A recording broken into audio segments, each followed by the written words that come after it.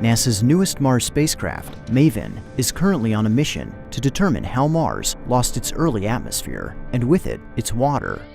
The questions that MAVEN is trying to answer deal with the history of the Martian climate. From the previous missions, we have a lot of evidence that that climate has changed over time, that early Mars was warmer, wetter than present-day Mars. What we're trying to answer with MAVEN is, where did all that water go? Where did the carbon dioxide from an early thick atmosphere go? And we're doing this by studying the top of the atmosphere.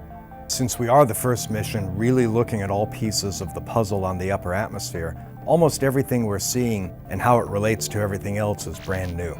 As an example, one of the things we measured very early in the mission, right after we went into orbit, before we even got into our final science mapping orbit, was the distribution of hydrogen, oxygen, and carbon as a cloud surrounding the planet, the very extended upper atmosphere. In this ultraviolet image, carbon and oxygen cling tightly to Mars, while hydrogen, the lightest element, extends well above the planet.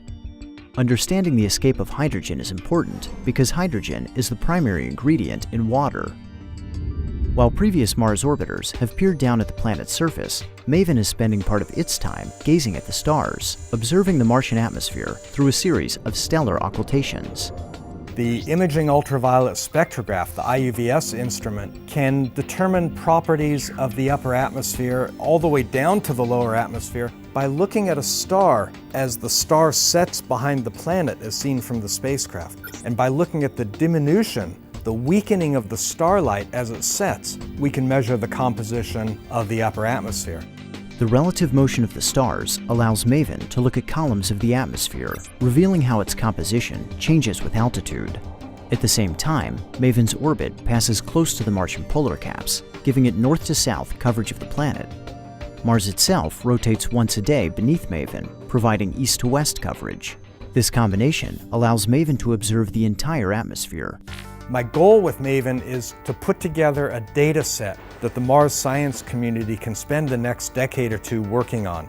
We're making very few measurements that have never been made at all before at Mars, but what we're doing is we're making them in parts of the atmosphere where they haven't been measured.